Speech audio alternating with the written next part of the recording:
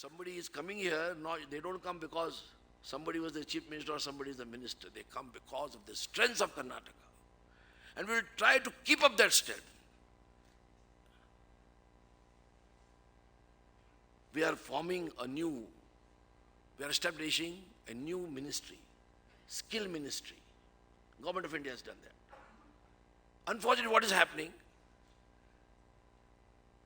Vidyashakar was there, he knows everything, he was in industry, he was in different departments. He started his career also with me as his assistant commissioner of Sirsi. We have also skills in labor department, industry department, education department. But unfortunately, we don't teach what the future requires. We teach and make our younger generation to be in the streets. So we are forming a skill ministry where the younger generation will be taught what is required, where he could become an asset to the nation and to himself also, to his family also. We are working on that. Skills have become very important now. There is no dearth of jobs, as I understand. But we don't have proper people. Here I remember in my previous tenure, every day large number of letters used to go from my office requesting some friends to give jobs. And the boys who used to I recommend were distinction holders. 90%, 95%, 85%. Hardly one or two used to get jobs. So once I called the industry, the CII, other associations, and asked me, tell me what is the problem? They told me in a simple language, sir, it is not that we don't have jobs, we have jobs. But sir, you teach your students what the industry wants. They are taught what we don't want. There how you will find in the IT policy, it gave birth to triple IT. So all the engineering graduates could go for higher studies there to understand what industry wants. So we are also trying to look at that, and industry should guide us. You should tell us what type of courses should be there, what curriculum should be there. It helps both the industry and the younger generation either to get employed or self-employed. Today, we are very happy that GST is coming in place. Some concerns have been expressed whether it is going to affect the electronic industry. I'm not an authority on taxation, but as I know, I don't think. Today, one nation, one tax. More transparency will come. Movements will be free. Debate is going on whether the tax should be below 18% or above 18%.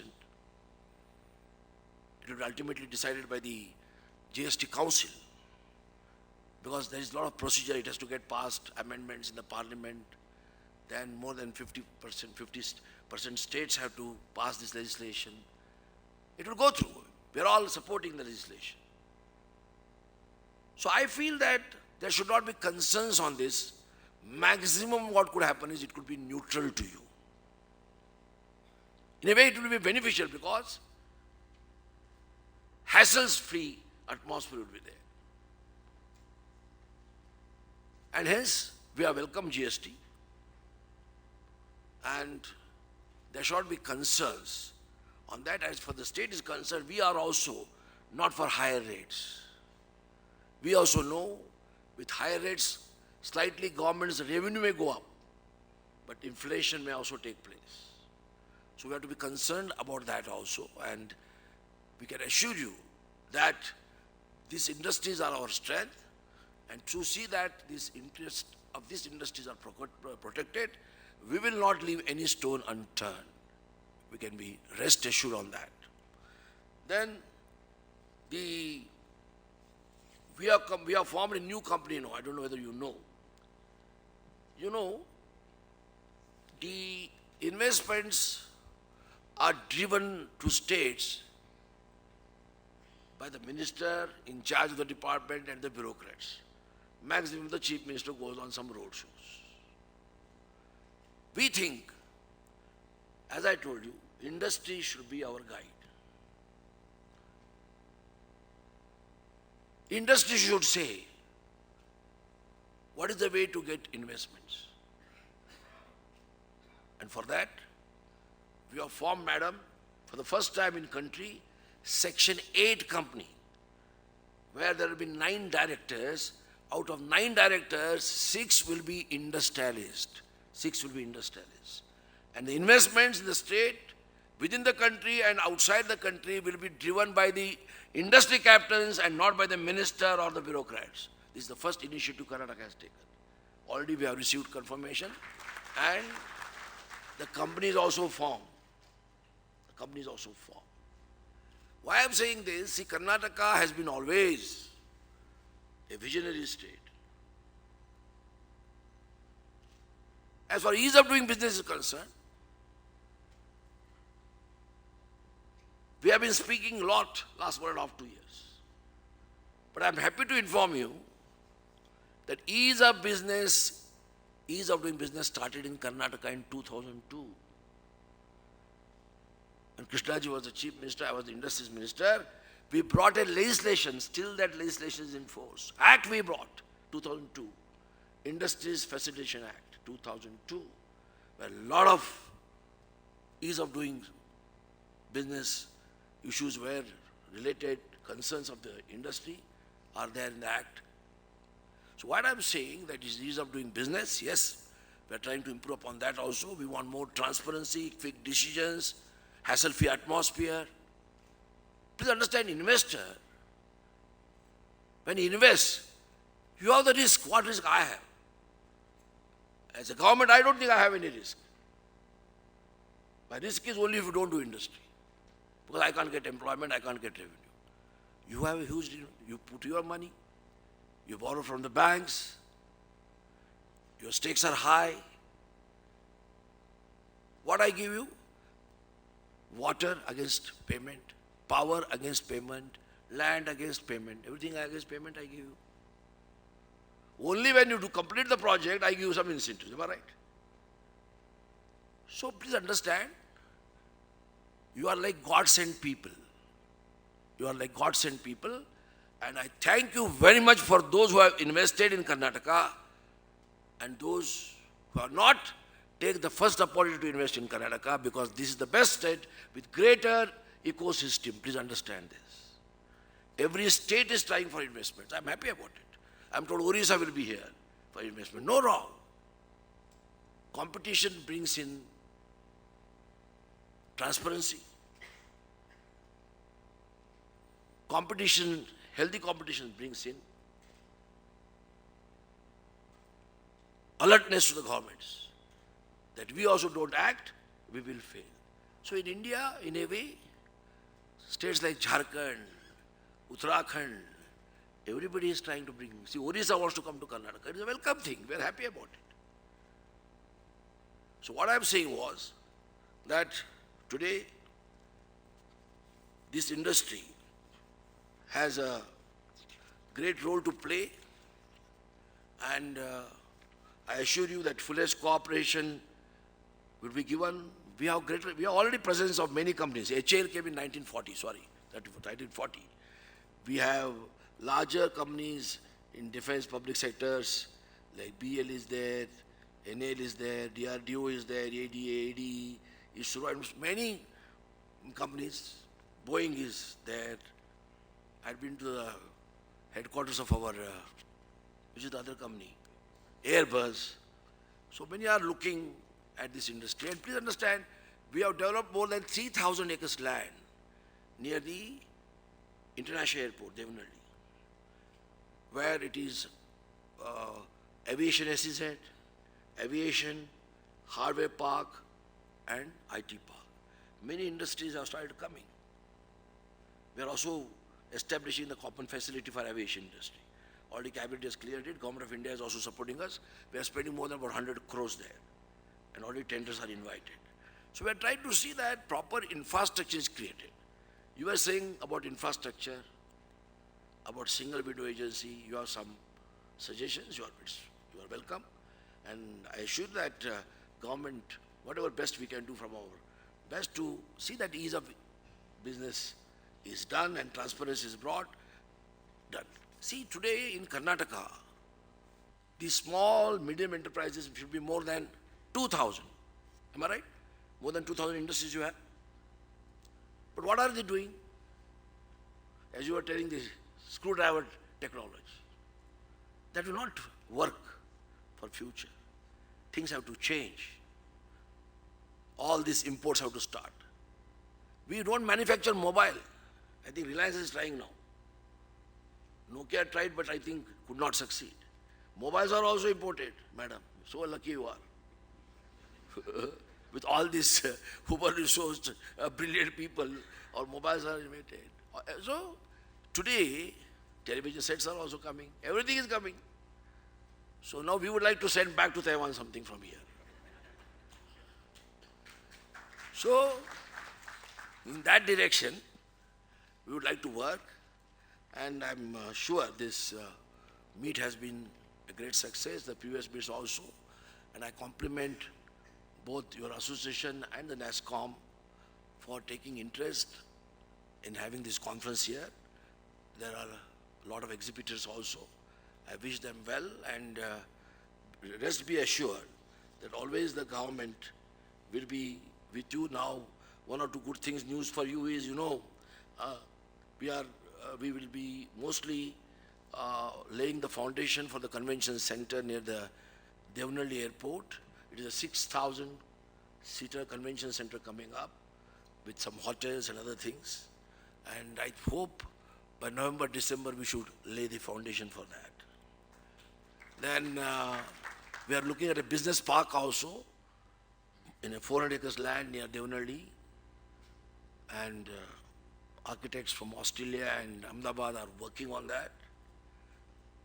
The second runway, International Airport, today, this is the third biggest airport in the country.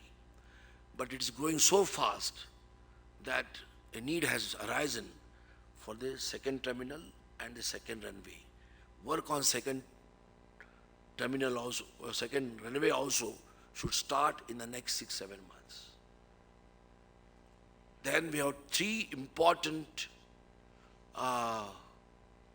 conferences in the coming year. One will be on advice and support of Government of India. We will be having Make in India sometime in February. Then there will be a conference. I think you can also come that day. We will have a conference on November 15th of lady entrepreneurs and lady CEOs all around the world. Only ladies, Vidyashekar, you are not permitted.